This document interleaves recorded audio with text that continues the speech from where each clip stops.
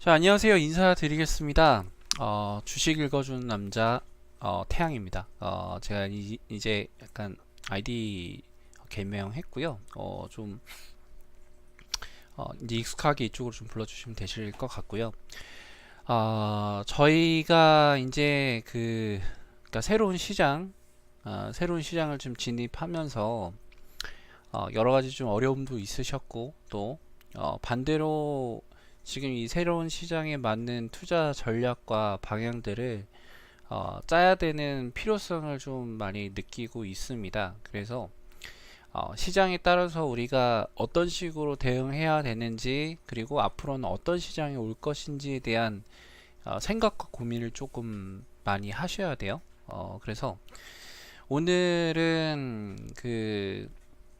뭐 주식 얘기를, 그러니까 종목 얘기를 하려고 하는 게 아니라, 그러니까 앞으로 다가오는 시장이 어떻게 진행이 되는지 알려면은, 예전에는 어떤 식으로 시장이 있었고, 그 시장에 따라서 어떤 식의 변화가 이루어졌는지에 대한 부분들을 조금 더 심취해서 봐야 되거든요.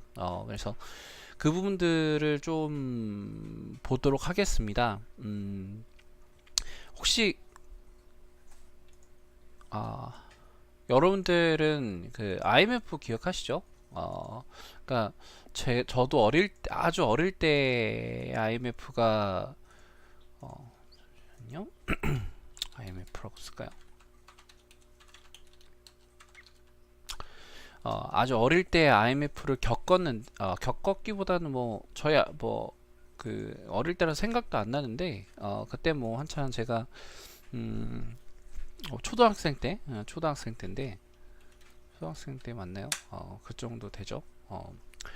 그래서 IMF 때 기억은 잘 없어요. 근데 뭐 엄청 시끄러웠다. 그리고 뭐 경제가 좀 많이 어려웠다. 이런 부분들 좀 느끼고 있는데, 오늘 사실 그 영화관 가서 국가부도의 날이라는 걸 봤어요. 그래서 이게 스포일러가 될 수도 있는데, 못 보신 분들은, 그러니까 보신 분들은 아마 아시겠지만 IMF 당시의 흐름들이랑, 또 IMF가 왜 일어났는지 이런 부분들을 조금 다뤄보았습니다. 근데 제가 이 국가부도의 날을 보고, 그리고 영화 중에서 빅쇼트라는 영화가 있어요. 그러니까 둘다 국가부도의 날은 IMF 때였고, 빅쇼트 같은 경우에는 리먼 사태 때였거든요.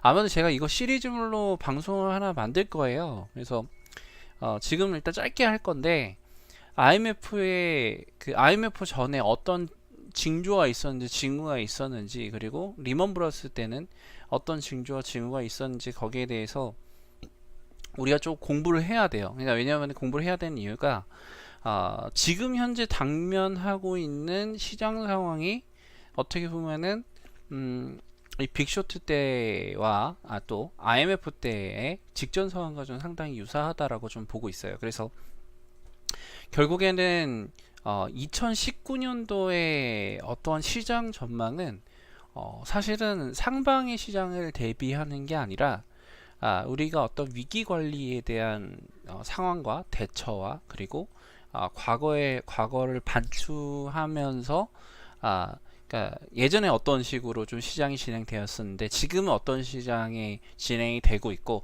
그래서 이제 앞으로의 어떤 시장으로 나아갈 것이다, 이런 쪽으로 제가 좀 오늘의 강의를 좀 준비를 했고요.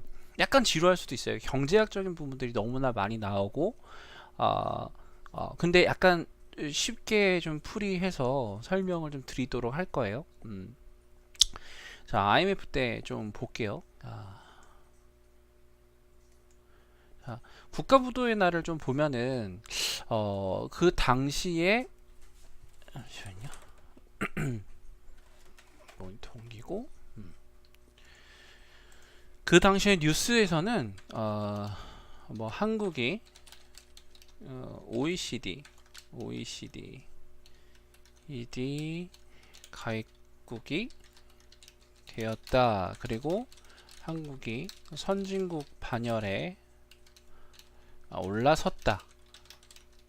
또 국민 소득 이제 만불을 돌파하였다. 그러니까 이런 식으로 IMF가 있기 직전까지도 사실 뭐 정부가 우리나라 경제에 대해서 상당히 많이 확신을 가지고 있었어요.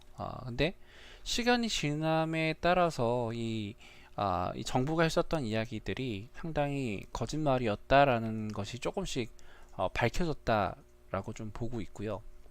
IMF가 그 어떻게 보면 IMF는 사실 국제 기구 이름입니다. IMF는 국제 기구 이름.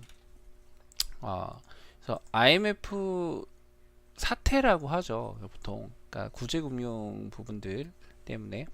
그러니까 IMF가 먼저 일어났었던 이유는 먼저 첫 번째로 트리거가 됐었던 부분이 동남아시아 이 경제 위기 이게 태국부터 시작이 되었어요. 그러니까 한마디로 그 태국 시장이 상당히 많이 취약을 했을 때, 외환적인 부분으로 취약을 했을 때, 이 공매도 세력, 즉 풋옵션을 만드는 세력들이 태국의 바트화를 가지고 공매도 숏을 쳤어요. 그러니까 한마디로 숏이 어떤 거냐면은 숏은 빠지면 수익이 나는 구조, 숏이죠. 동남아의 위기가 시작됐었던 이유는 어떻게 보면 투기자본이 이 바트화의 하방으로 숏을 치면서 그게 연속적으로 넘어가고 이런 상황들이 좀 발생했었거든요. 그래서 태국의 외환 보유고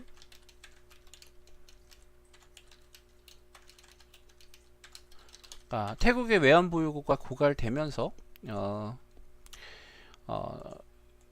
그동안 했었던 고정 환율을 어쩔 수 없이 그러니까 유동 환율로 바꿀 수밖에 없었어요. 그러니까 계속적으로 환율이 떨어지는 것을 가지고 있는 외환으로 방어하다가 결국에는 보유고가 고갈이 되니까 어쩔 수 없이 유동 환율을 바꿨거든요. 유동 환율을 바꾸다 보니까 바트화 가치가 폭락을 하였어요. 그래서 일단 동남아시아에 가지고 있는 그 여러 가지 자산들이나 가치 부분들이 완전 폭락을 했습니다. 그러니까 이런 동남아시아로부터 시작됐었던 이 환율, 그러니까 외환의 문제가 결국에는 그 대한민국까지 전염이 된 거거든요. 대한민국이죠. 자, 중요한 거는 사실 그때 당시에 대한민국의 상황이었던 것 같아요.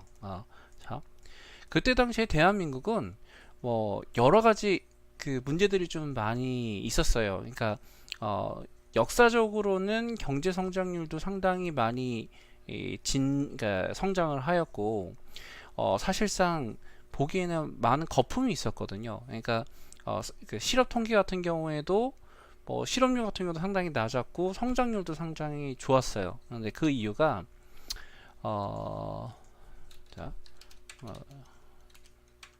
저실업률, 성장률의 이유가 결국에는 어떤 부분이었냐면은 그 여러 기업의 대환 대출 문제였어요. 그러니까 기업이 가지고 있는 그 정확한 실사 평가 부분들보다는 무조건 기업에 가지고 있는 신용을 담보로 해가지고 계속적으로 어음을 발행해 준 거죠. 그러다 보니까 사실상 가지고 있는 이 성장 규모가 이 정도 돼야 되는데 부채 레버리지를 일으켜서 이만큼의 경제 규모가 어떻게 보면 돋보이게 된 거죠. 그런데 사실상 이런 그 버블이 있는 부분들 때문에 이 버블이 꺼졌을 경우에 상당 부분 문제가 생기잖아요. 실질적으로 미국에서도 그랬었고 우리나라에서도 그랬었고 그래서 실질적으로 그 IMF가 터지기 전까지는 우리나라가 겉으로 보기에는 상당히 우량한 국가처럼 보였다라는 거죠. 근데 이런 중복적인 투자와 과잉 투자분들로 인하여서 여러 가지 부작용이 있었는데 그 부작용이 꺼지기 시작하자 실질적으로는 기업들이 하나둘씩 다 이렇게 망하기 시작을 했어요. 도산하기 시작했거든요. 이런 IMF가 오기 전에 또는 이 동남아시아 위기가 있기 전부터 실질적으로 어마어마한 차입금을 끌어당겼습니다. 그래서 거의 국내 대기업, 특히 대기업들이 돈을 많이 끌었었는데요. 대기업들이 거의 부채가 500% 이상, 평균이요. 평균이 500% 이상이었고요. 자, 그걸로 인하여서 이때 보시면은 이제 그 97년도 초반부터 해서 이제 기업들이 부도가 나기 시작을 합니다. 이때부터 한보 사태 기억하시죠? 한보 사태부터 해가지고 이 1997년 IMF 요때 IMF가 도입이 거의 됐는데요. IMF가 도입되기 전까지 30대 그룹 중에서 거의 22개 이상이 그 문을 닫게 됩니다. 실질적으로 그 문을 닫게 되고요. 자, 이제 현실적인 부분들로 좀 보면은, 그러니까 어떤 것이 비슷할지 이거를 생각을 해야 돼요. 현실과, 그러니까 우리나라 지금 2018년을 비교를 해보면은, 자, 지금 무엇이 문제죠? 자, 지금은 대기업의 대출이 어떻게 보면은 자영업자 대출로 좀 이루어지고 있어요. 그때 IMF 때 그 상황을 보면은 IMF 때는 제가 보면은 부채 자체가 거의 뭐 대우가 가지고 있는 부채만 해도 거의 89조 정도 됐었고요. 지금 우리나라가 가지고 있는 이 자영업자들, 잠시만요. 자, 자영업자들, 이게 문제가 크다라고 좀 보는 거예요. 지금 가계부채가 1,500조입니다. 현재 가계부채가 1,500조. 자, 1,500조 정도 되고요. 그리고 현재 문제는 그러니까 오늘자에 그런 얘기가 좀 나왔어요. 오늘자에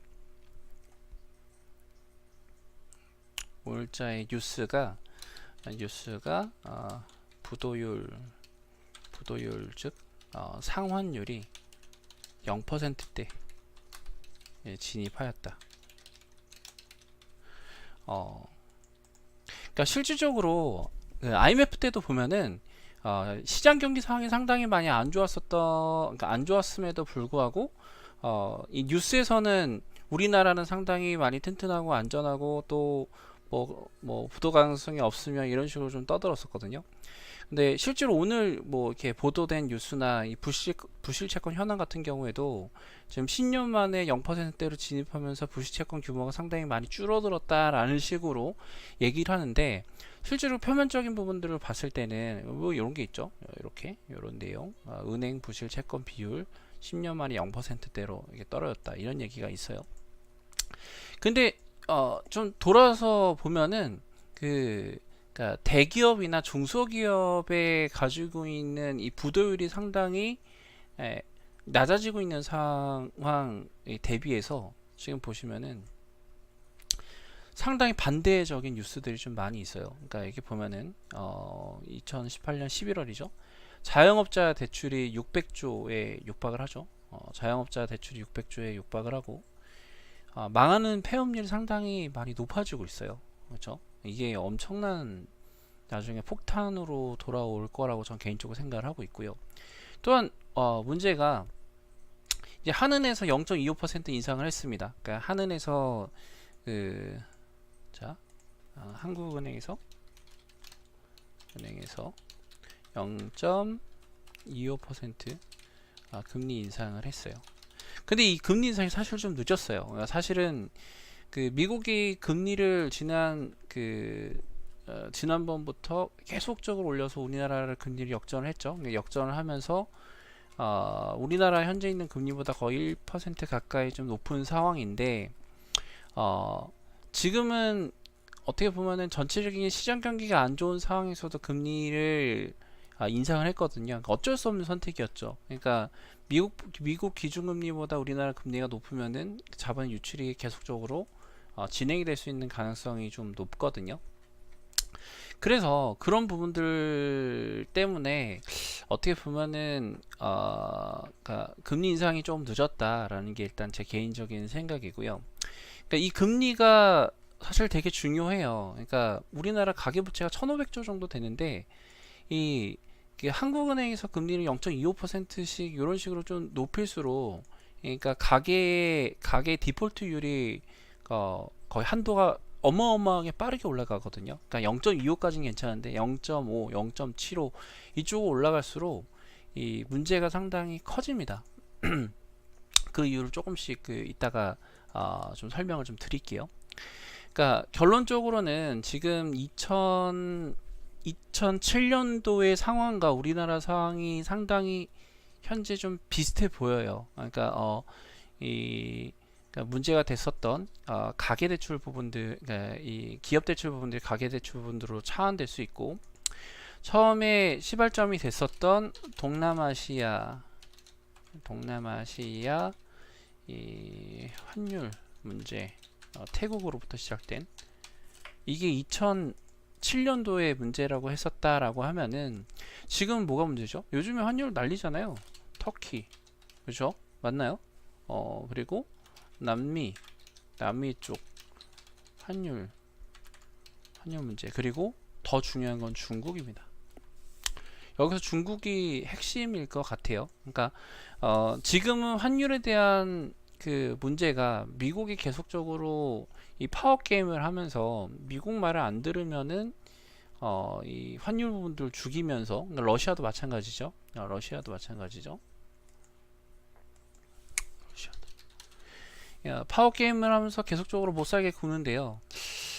지금 문제가 중국이에요. 그러니까 예전에 태국이 동남아시아 문제의 트리거가 된 것처럼 중국이 트리거가 될 가능성이 조금 높습니다. 일단 개인적으로 생각할 때는요. 중국이 일단 뭐가 문제냐면은 중국이 앞으로의 금 상황의 키워드가 될 가능성 매우 높다, 이렇게 보고 있어요. 중국의 기사를 조금 보면은 제가 찾아놓은 기사가 있거든요. 자,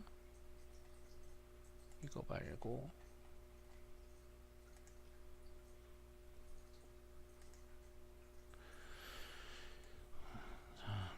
중국이 가지고 있는 부채 리스크에 대해서 좀 들어보신 적 있어요? 지금 그러니까 중국에서 발표하고 있는 부채 리스크가 생각보다 상당히 좀 커요. 그 규모가 어느 정도냐면요. 그러니까 지금 대략적으로 가지고 있는 추정 그러니까 추정 규모, 부채 규모가 거의 67조 위안 정도 되거든요. 지금 2015년 정도부터 많이 발행을 했어요. 채권을 많이 발행을 했어요. 그러니까 이 중국이 그 전에 제가 좀 얘기가 꼬였는데, 자, 태국이 문제가 많이 됐었던 이유가 그것 때문이에요. 그러니까 이 당시에 이 IMF 때, 그러니까 97년도 이전에 그 태국이 차환을 빌렸어요. 차환을 어디서 빌렸냐면은 일본 엔화로 빌렸어요. 이때 당시에 일본 엔화를 상당히 싸게 빌렸거든요. 그렇죠? 싸게 빌려서 이 돈을 빌린 것으로 뭘 샀냐면은 부동산에 투자를 했어요. 자, 부동산을 투자를 했어요. 부동산에 투자하면서 태국의 부동산 가격이 폭등을 했죠. 이런 식으로 이게 좀 많이 보던 그림 아니에요? 그러니까 현재도 중국이 뭘 했냐면은 2015년에 쌍금리로 달러와 채권을 통해 차환을 했습니다. 이게 지금 현재 가지고 있는 부채이고요. 자, 그걸로 뭐를 했냐면은 부동산을 샀어요. 중국 부동산 매수. 그래서 뭐가 됐죠? 부동산 가격 폭등. 자, 현재 요런 상황이에요. 너무 유사하지 않아요? 그러니까 지금 어떻게 보면은 예전에 트리거가 태국에서 일본에서 빌린 차원으로 부동산 투자를 해가지고 그게 문제가 생겼다라고 보면은 현재 가능성이 있는 것은 중국에서 달러화를 통한 채권의 차원을 발행해서 중국 부동산을 매수해서 부동산 가격이 폭등했다라는 부분들이 있죠. 그러면 이제부터 중요한 거는 뭐냐면은 그 중국의 금융위기 가능성이에요. 자, 이게 문제가 중국의 금융위기로 번질 수 있을까? 자, 이 부분들을 좀 봐야 되거든요. 자, 어떻게 보면 국내 금리, 그러니까 국내 경기나 아니면 기업의 흐름 자체는 사실 97년대보다는 훨씬 좋아요. 그러니까 사상 최고치의 외환보 요구를 가지고 있으면서 지금 경제적인 부분들로서는 예전보다 훨씬 더 탄탄해졌거든요. 경제 그 국민 소득 같은 경우에도 거의 3만 불 정도에 지금 현재 진입하고 있는 상황이고, 지금 3만 불까지 진입하는데 거의 12년 정도 걸렸어요. 근데 상대적으로 상당히 많이 빠르게 올라간 상황이고요. 그러니까 문제는 지금 중국이에요. 그러니까 중국이 그 차트를 보시면은, 자, 상위 지수 보시죠. 2015년도에 2015년도에 제가 말씀드린 것처럼 2015년도에 차환을 통해서 중국의 A지수거든요. 자, A지수거든요.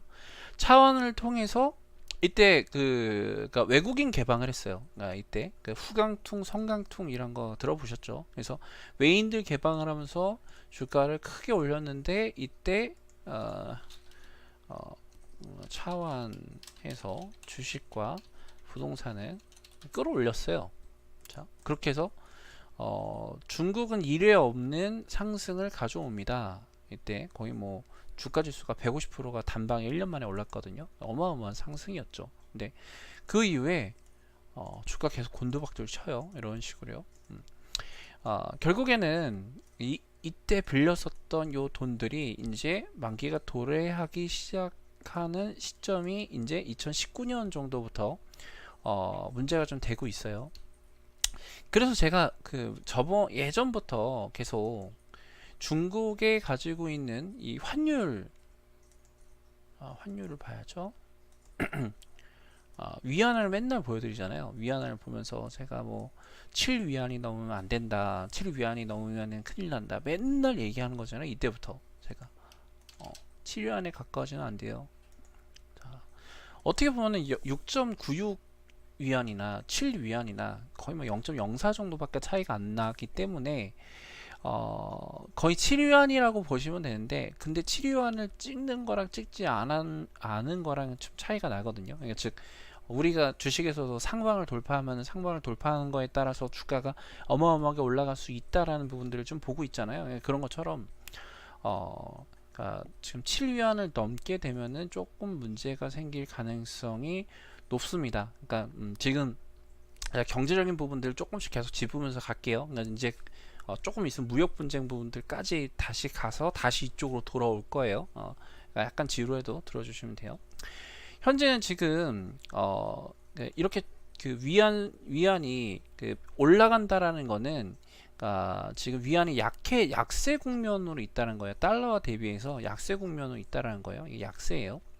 근데 그 미국에서는 지금 그 위안화가 약세인 것에 대해서 환율 조작이라고 계속 예전부터 요때는 그러니까 얘기를 해서 인위적으로 환율 부분들을 좀 내렸었던 것이 있는데, 어느 순간부터 위안화가 올라갔죠. 근데 뭐 이때는 사실 중국 위안화만 올라간 게 아니라 유로화도 올라가고, 그러니까 미국에서 강달러 정책을 피면서 달러가 강해지면서 위안화가 올라갔어요. 근데 문제는 이게 인위적인 거라는 거예요. 중국 죽이기죠. 그러니까 미국의 중국 죽이기예요. 그러니까 위안이 이렇게 올라가면은 가지고 있는 부채 채무가 훨씬 더 갚아야 될 돈이 외화 부채가 훨씬 더 많아지는 상황이에요. 지금 공식 통계로는 일반 기업이 해외에서 빌려 쓴 자금만 1조 달러가 돼요. 거의 그 우리나라 돈으로 보면은 얼마 정도 되냐면은 113조예요. 113조. 113조 원을 얘네가 공식적으로 끌어 썼는데 비공식적인 거를 합치면은 300조가 넘는데요.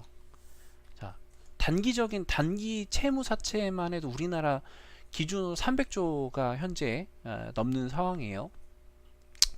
그래서 지금 이게 그러니까 미국이 양적 완화 시작하면서 2008년도 이후에 카이만 제도 쪽에서 홍콩이랑 싱가포르 만들었었던 외화 부채가 한 3조 달러 이상 이렇게 늘었거든요.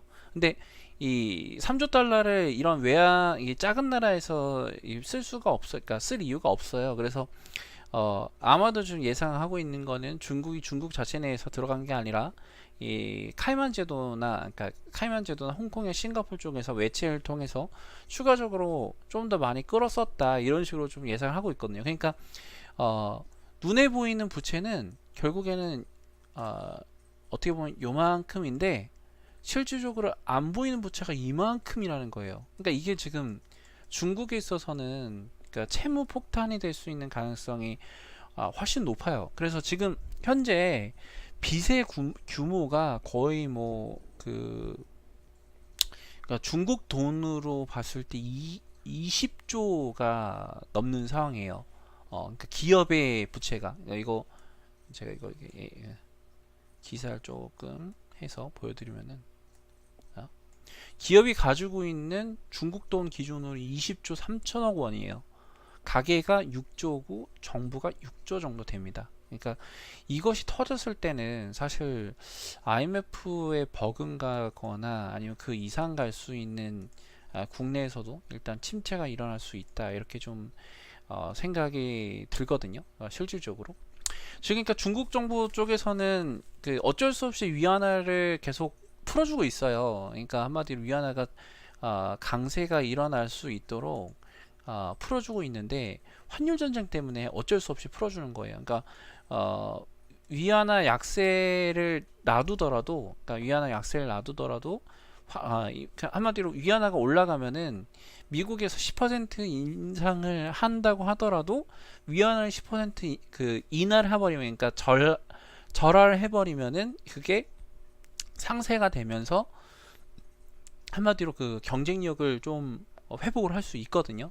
그러니까 위안화를 계속적으로 낮게 놔두는 거죠, 현재는. 근데 이게 문제가 이렇게 되면 나중에 빚을 갚을 때 이게 나중에 돌아온다는 거죠. 더 많은 돈을 갚아야 될 가능성이 좀 높아요. 그래서 7원을 넘기면은 내년에 예상되는 거는 7.3에서 7.5 정도를 예상을 하고 있거든요. 근데 7.3에서 7.5 거의 10% 이상 늘어나면은 외환부채도 10% 이상 늘어난다라는 거예요. 실질적으로 문제가. 우리나라 상황을 좀 볼게요. 우리나라 상황을 좀 볼게요. 다시 조금 돌아가서 국내 상황을 좀 보면은, 제가 요걸 말씀드리는 게, 그러니까 단순하게 투자를 하는 게 아니고 전체적인 시장을 좀 읽고 왜 이렇게 빠지는지 알아야지, 또는 또 왜 얼만큼 올라갈 수 있는지를 알아야지만 우리가 좀 더 올바르게 투자를 할 수가 있거든요. 자, 이제 조금 더 볼게요. 이제 우리나라 쪽으로 돌아가 볼게요. 그러니까 만약에 국내에 자, 트리거가 중국의 부채가 터졌다 이렇게 봤을 때 어떤 문제가 일어날까요? 자, 현재 우리나라 환율은 1.75입니다. 1.75%입니다. 자, 우리나라가 IMF 때, 그러니까 1997년도에 IMF 1997년도에 IMF에서 요구했었던 게 몇 가지가 있어요. 그러니까 보면은 금융 개방과 외인 투자, 확대 이런 부분과 그리고 금리 인상, 금리 인상. 자, 금리 인상 30%까지 예전 12%였는데요. 30%까지 금리 인상을 하고 고용 유연화 이 부분들을 요구를 했어요. 이게 비정규직입니다. 자, 만약에 중국의 부채 문제가 터졌다라고 하면은 그리고 이 중국이 돈이 너무 부족해서 이러한 부분들이 많이 만들어졌다라고 하면은 중국에 가장 가까운 우리나라는 직격탄을 맞을 거예요. 그러면은 어떻게 되죠?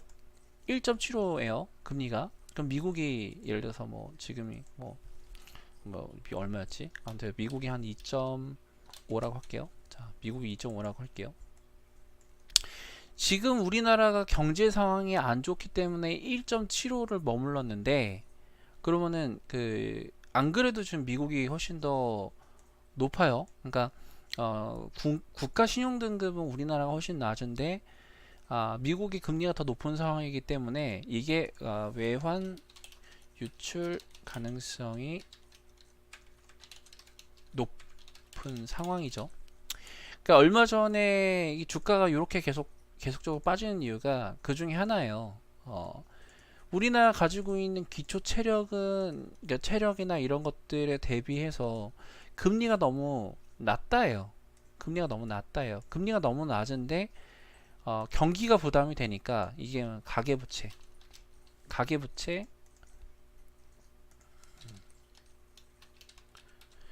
가계부채 부담이 되다 보니까 금리를 못 올리는 거죠. 하는 쪽에서는 금리 올리고 싶어요. 근데 그랬다가는 가계부채 폭탄이 터지잖아요. 그러다 보니까 가계부채를 못 올리고 미국은 역전금리가 나오니 계속적으로 환 유출이 나오고 거기에 따라서 주가가 계속 빠지는 거예요. 이런 식으로. 그죠? 그런 이유가 일단은 근본적인 이유가 있고 만약에 2019년 20년도 이후에 이 트리거가 터진다라고 하면 어떻게 될까요? 자본 외환 유출의 속도가 훨씬 더 빨라질 수 있어요. 그러면은 국내에선 뭘 할까요? 국내 경제 관료들은 어떤 걸 할까요? 어쩔 수 없이 금리 인상을 합니다. 그게 2.5가 아니라 3.5든 4.5든 외환 유출을 막기 위해서 아마 국내 경제 관료가 금리를 이렇게 올리겠죠. 문제는 이제부터 시작이에요. 자, 이렇게 금리를 올리면은 가계부채를 건드립니다. 자, 가계부채를 건드리면은 이 가계부채가 뭐로 가냐면은 자, 이게 자영업자의 몰락으로 가요. 지금 사상 최악의 500조 정도 되는 자영업자의 부채가 한꺼번에 쏟아질 가능성이 일단 있고 두 번째는 이 부동산입니다. 이 부동산을 조금 더 쉽게 설명하려면은 그러니까 부동산 하락을 조금 더 쉽게 설명하려면은 2007년도 리먼 사태 리먼 사태를 조금 돌아봐야 돼요. 그러니까 리먼 사태가 왜 일어났냐면요. 서브프라임 모기지 때문이에요. 서브프라임 모기지라는 게 어떤 거냐면은 한마디로 미국은 그러니까 미국은 그 주택을 살 때 모기지를 통해 구입을 해요. 이게 어떤 거냐면은 10년 상환, 20년 상환, 30년 상환 이런 식으로 해서 저리로 해서 빌려주거든요. 근데 이거를 융통하기 위해서 한마디로 이 ABS를 발행한 거죠. 그러니까 한마디로 이 채권을 가지고 이 모기지 채권을 가지고 모기지 채권을 가지고 ABS 즉 금융화를 통해서 ABS를 발행한 거예요. 그러니까 이게 어려운 얘기는 빼고요. 대략적으로 어떤 얘기냐면은 한마디로 돈이 없는 사람이 주택을 구입할 수 있고 이 주택을 담보로 해서 추가적으로 돈을 더 만들 수 있는 거죠. 그러니까 결론적으로는 이게 집값이라고 치면은 요거 은행 거예요. 그쵸? 요거 내 거고 요거 내 거야. 근데 요것도 내 걸로 보고 이거를 가지고 담보로 돈을 빌려주는 거예요. 돈을 빌려주는 거예요. 뭐냐? 나한테 또 돈이 들어온 거죠. 그러니까 내가 돈이 없는데 돈이 생긴 거예요. 그러니까 한마디로 아파트 담보를 그 은행 거로만 샀는데 그걸 가지고도 또 내가 돈을 빌린 거죠. 그러니까 공짜로 사는 거예요, 한마디로. 그러니까 한마디로 이 한마디로 경제 금융을 통해서 없는 돈이 생겨나는 거예요, 이런 식으로. 근데 우리나라 구조는 어떻죠? 우리나라 구조는 어떻죠? 자, 아파트가 있으면은 어떤 구조예요? 자, 이게 내 돈이에요. 내 돈, 내 돈, 내 돈.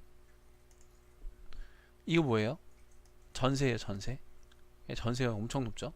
자, 전세.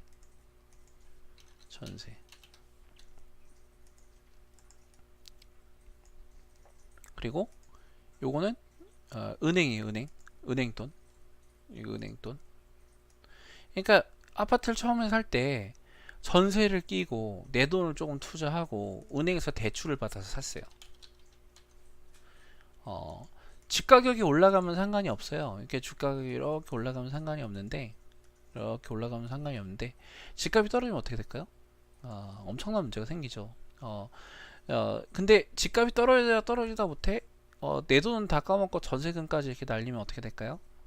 그러면은 집주인은 그냥 이 아파트를 놔버립니다.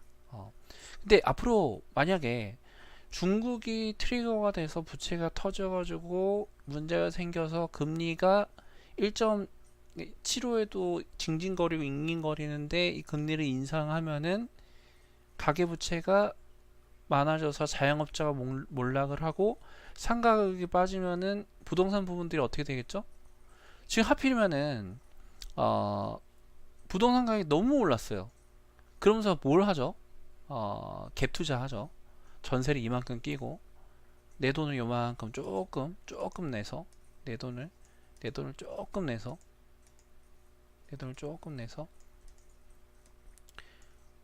부동산 가격이 이만큼 오르기를 바래요. 근데 결론적으로는 이런 상황이 되면은 그러니까 수요자, 그러니까 구매자가 그리고 전세권자, 전세권자가 전세권자도 심지어 자기 돈으로 하는 게 아니고요, 전세자금 대출을 요만큼 받아요. 다 은행 거예요. 결론적으로 이게 다 은행 거예요. 요 은행 거. 그러니까 실제로 돈은 요만큼 들어가는 거예요. 실제 돈은 요만큼 들어가 있고 결국에는 80% 70%에서 80%가 대출로 엮여 있는 거예요. 현재 우리나라 부동산 구조가 이렇거든요. 그쵸? 맞나요? 그쵸? 70에서 80%가 대출로 이루어져 있는데 이 대출 금리가 올라가잖아요. 이렇게 올라가잖아요. 어떻게 돼요? 갚아요? 안 갚죠. 전세권자는 다음 만기가 되었을 때 나 전세 못해. 더 작은 집으로 갈 거야. 이렇게 얘기하겠죠. 이만큼의 내가 이제 부담을 못 하겠어. 근데 어떻게 되죠? 가격은 떨어져 있어요. 왜냐면 이런 사태가 일어나고 있기 때문에 가격은 떨어져 있어요. 그럼 집주인들은 어떻게 되죠? 집주인들은 뭐 내 돈 날린 건 둘째 치고 전세에 들어가 있는 돈도 못 주게 생겼잖아요. 그러면은 이게 경매로 넘어가든지, 자, 맞죠? 경매로 넘어가든지, 또는 방향이 두 가지예요. 자, 경매로 넘어가든지 아니면은 매각을 해야죠. 자, 매각을 해야 돼요. 그럼 매각을 하죠. 그럼 가격이 어떻게 돼요? 폭락하기 시작합니다. 부동산이 폭락을 해요. 이렇게 폭락을 해요. 부동산이 폭락을 해요. 부동산이 폭락을 하면은 이 부동산이 폭락을 하는 거에 따라서 또 경기 방어를 하기 위해서 또 뭔가를 또 하겠죠. 그러니까 결론적으로는 제가 생각하는 2019년도의 트리거가 2019년도에 트리거, 아니 뭐 정확하게 2019년도 아니고 2020년의 트리거라고 봐요. 이게 중국의 부채 버블의 붕괴라고 생각을 하고 있고요. 이 중국의 부채 버블의 붕괴가 결국에는 한국의 부동산 가격을 한국의 부동산 가격을 뭐라고 해야 되죠? 건드린다, 자극시킨다. 이렇게 봐요. 개인적인 생각입니다. 한국의 부동산 가격을 자극시키면은 부동산 가격이